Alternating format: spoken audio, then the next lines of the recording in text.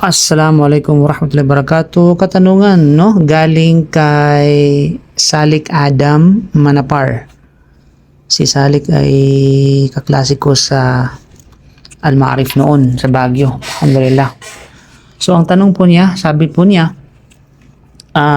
Assalamualaikum akh. Haha. May tanong ako, meron kasi ngayon dito sa Pinas na pawn shop na pwede mong bilhin ang gintong subasta sa pamagitan ng installment. Ngunit hindi mo pa makukuha ang ginto na hinuhulugan mo hanggang di mo pa ma-fully paid. Ibig sabihin, kailangan mo munang may full paid bago mo makuha. Ang tanong ito ba ay mapapaloob sa isang klase ng riba? Sana pakisagot sa page mo, ha ha ha ha. Abangan ko inshallah. Ayan.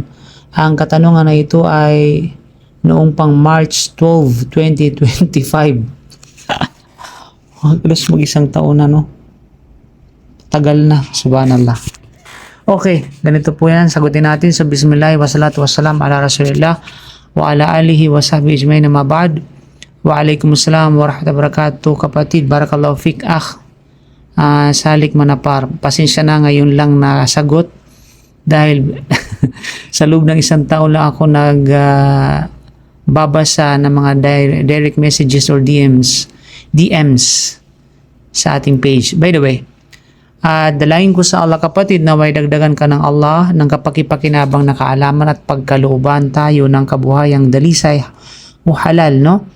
Ang inyong tanong ay talagang napakahalaga naman sapagkat ito ay may kaugnayan sa isa sa mga pinakamahigpit na usapin sa fiqh al-muamalat, ang pagbebenta ng ginto or dhahab.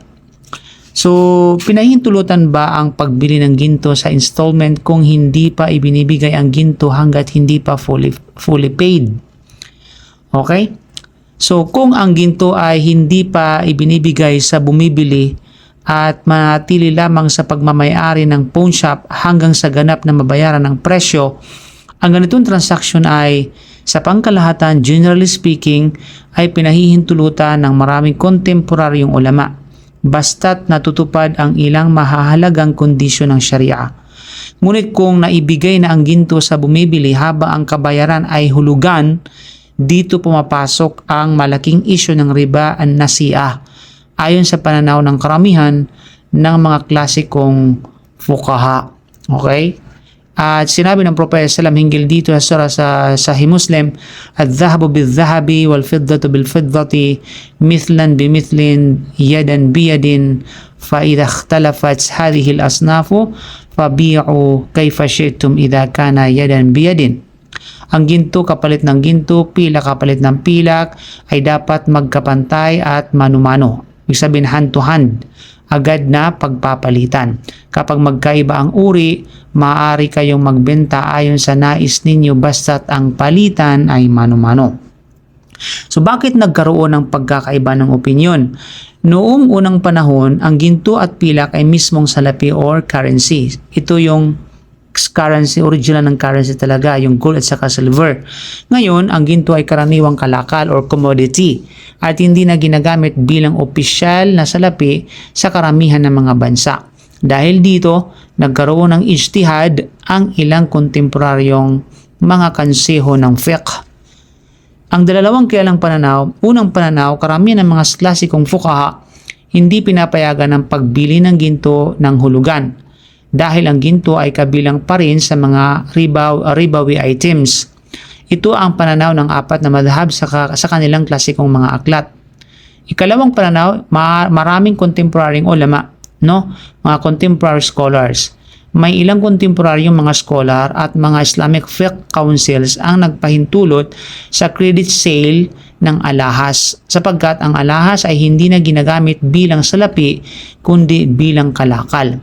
So kabilang dito ang ilang fatwa ng Sheikh Mustafa Az-Zarqa, ilang desisyon ng Majma' al-Fiqh al-Islami at iba pang kontemporaryong mga scholar. Ngunit kahit sa pananaw na ito, may mahahalagang kondisyon.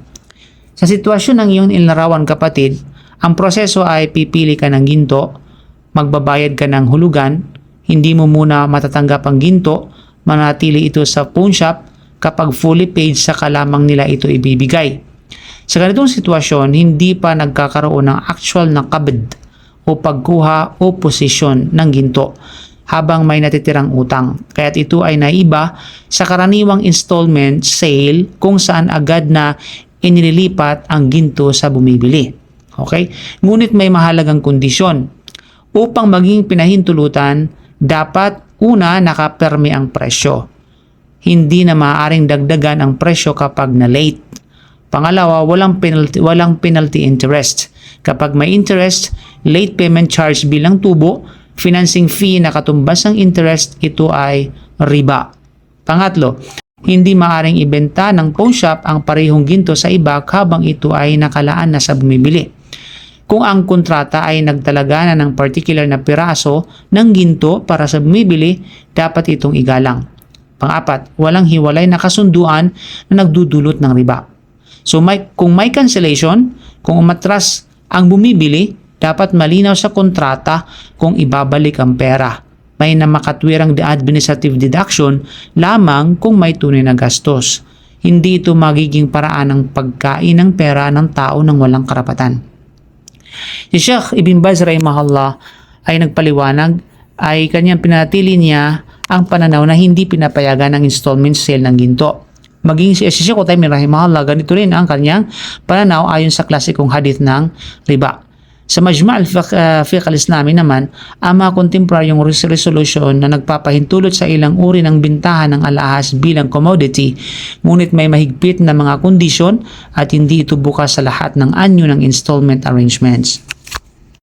So bilang kulasa sa mga nasabi natin kapatid, so pinapayagan ba ang installment kung hindi pa ibinibigay ang ginto hanggang fully paid? Ang sagot ay may malakas sa kontemporaryong opinion na nagpapahintulot nito kung natutupad ang mga kondisyon ng Sharia, habang ang karamihan ng mga klasikong fuqaha ay hindi pa rin ito pinahihintulutan.